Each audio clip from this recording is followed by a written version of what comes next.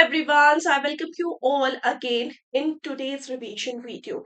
So today we are going to discuss Unit 5 of IEIFS, that is infrastructure including social infrastructure. Now remember, this is a very important chapter for all of you because in the last examination cycle at least three, I think, or four question has been asked from here, right? So a very important chapter for all of you. So for just please a very easy as well as very important chapter, right? So let's start discussing the very first thing is you know that the infrastructure is called as the foundation for the economic growth. Okay, so infrastructure, when we are investing in infrastructure, means we are investing in the development, we are investing in the economic growth. So it is a foundation, it is a foundation for economic growth, it is a foundation for long term development, right? Now in the infrastructure, first we have to discuss the difference between hard and the soft infrastructure, right?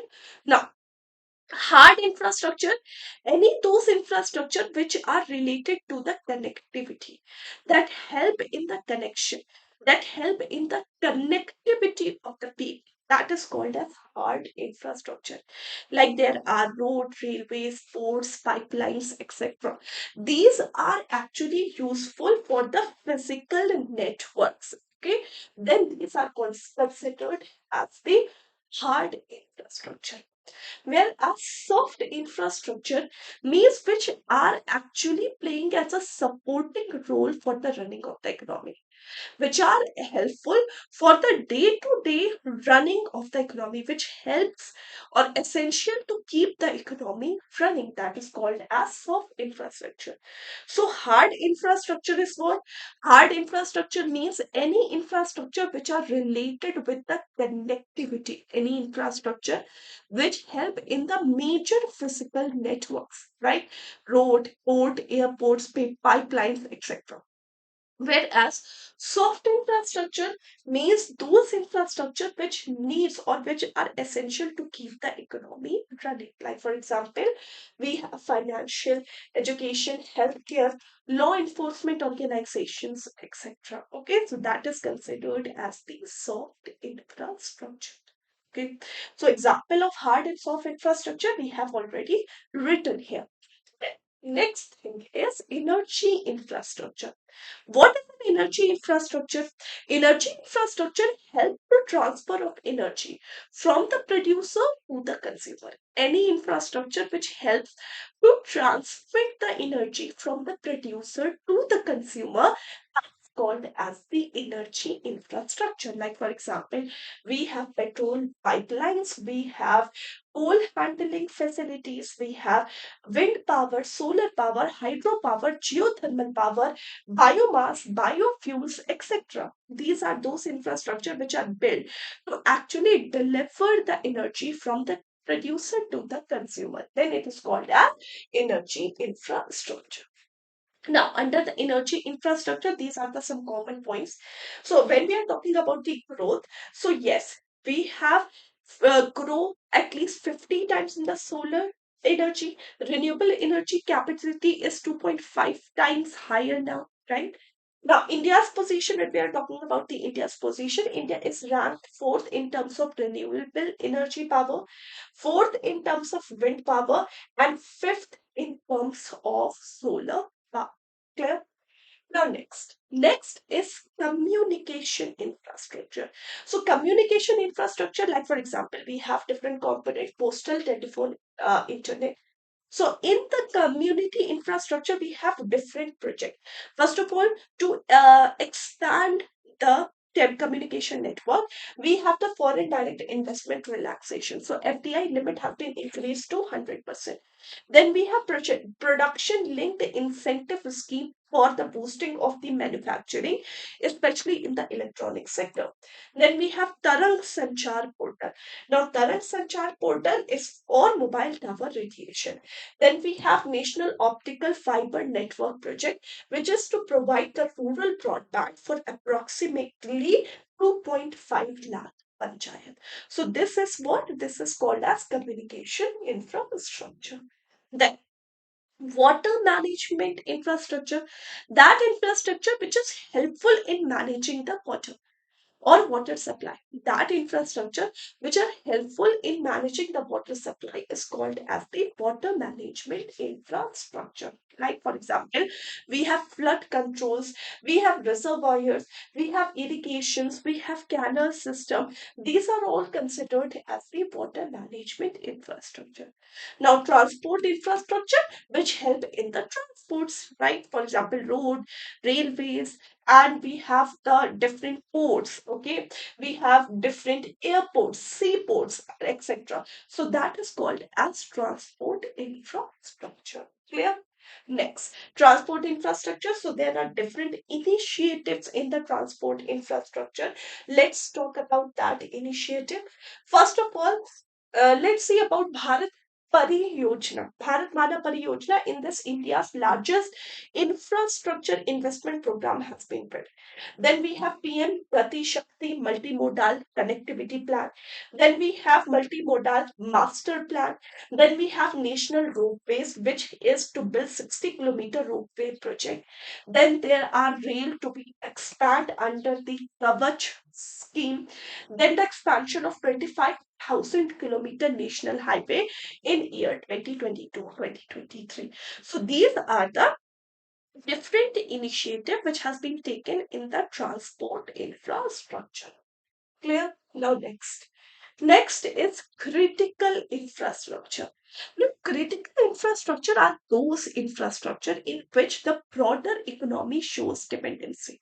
Now, critical infrastructure can be anything: transport, communication, infrastructure, hard, soft, anything. Critical infrastructure is that major common word which is used for those infrastructure in which various people shows their dependency. That are called as the critical infrastructure. Example, like different transportation, various economies dependent upon communication, water supply, transportation, financial services, police, military, etc. These are all considered as critical infrastructure. Critical infrastructure, the broader definition, is the asset where the broader economy shows dependency. And it include everything: hard, soft, transport, communication, everything. Just that infrastructure in which various economy or various people shows their dependency. That is called as critical infrastructure. Clear? Now, green infrastructure.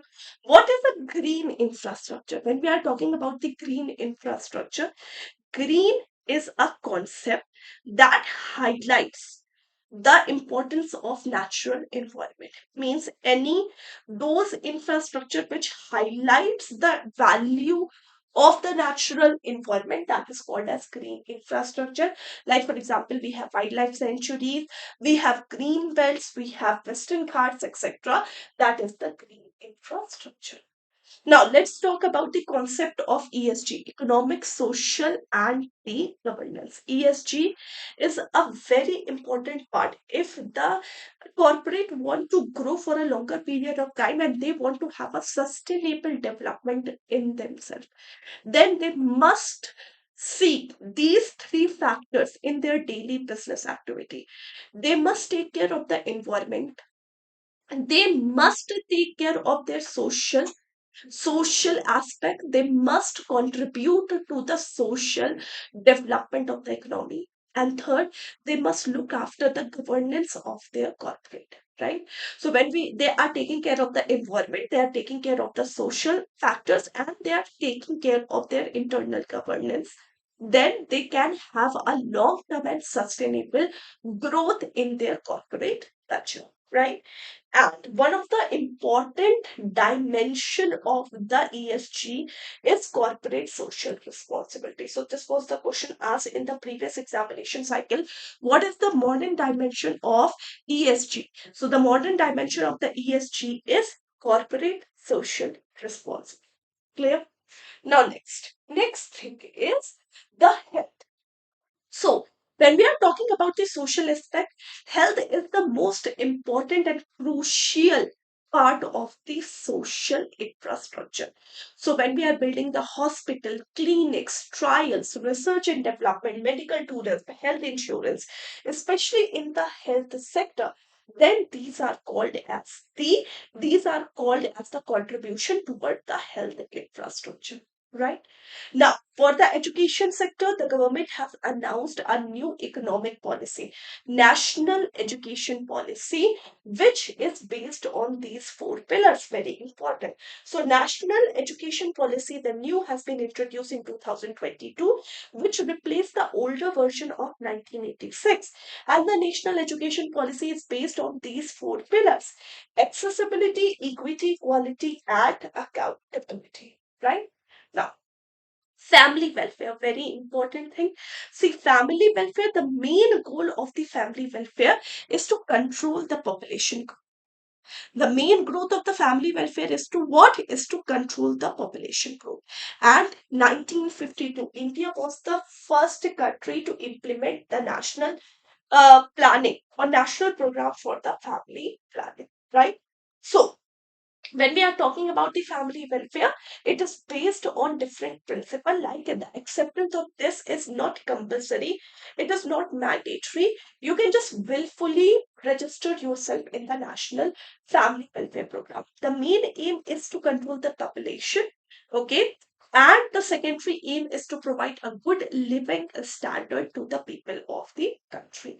That is a family welfare. Clear? And this is the complete chapter, infrastructure.